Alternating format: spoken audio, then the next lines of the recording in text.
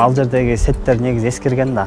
Биз ошол реконструкция жазардан мурун биз теплосетке бардык службаларга уведомление жибергенбиз, что до реконструкции ар бир өзүңөрдүн сеттериңерди оңдоп алгыла деп.